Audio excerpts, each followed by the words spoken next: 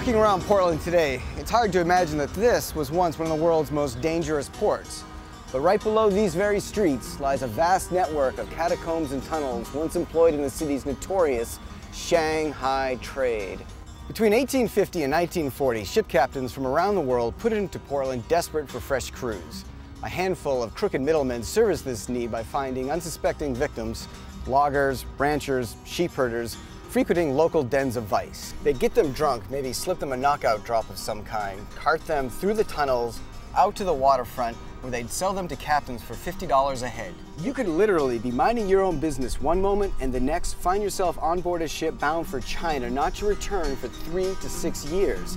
In the parlance of the time, this was called being Shanghai'd. Let's see just how it was done. Families who's been in touch with us, who have members who were Shanghai'd, all have interesting stories to tell. Grandpa so-and-so went into that saloon, Uncle so-and-so went into that saloon, but never walked back out through that front door, but ended up aboard ship.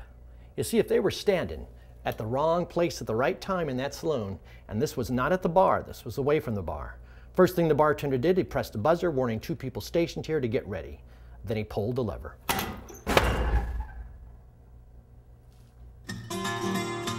Shanghaiers always took their victims' shoes because they broke glass and spread throughout the underground. So if they escaped, they couldn't run too fast or too far, and by chance, if they did get away, they could always follow the trail of blood that they were bound to leave behind. To really keep you safe, though, they'd lock you in one of these holding cells where you would wait until the ship was ready to sail. Dark and underground, no one could ever hear you yell for help. The Portland Underground was built for Shanghai.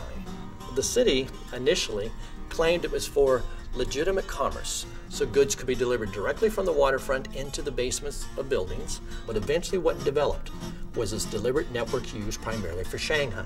These were basements that interconnected to other basements through archways so you could go from one building to the next. Tunnels went under the streets, linking block to block or between buildings. At its height, the Portland Underground stretched the length of the Willamette River waterfront from south of downtown up through the Old Town of today.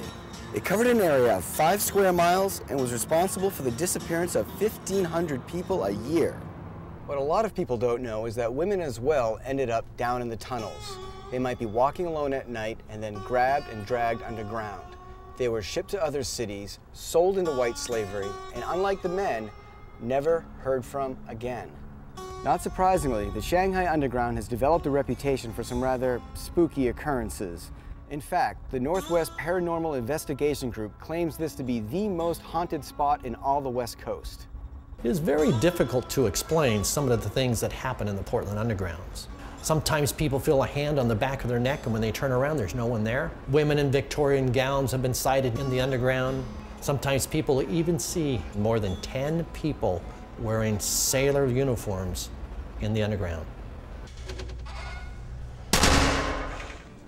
Portland's changed quite a bit since the days of the Shanghai trade, but you can still get a taste of its sordid past by venturing below these streets on a tour of the Portland Underground. Maybe I'll see you down there sometime.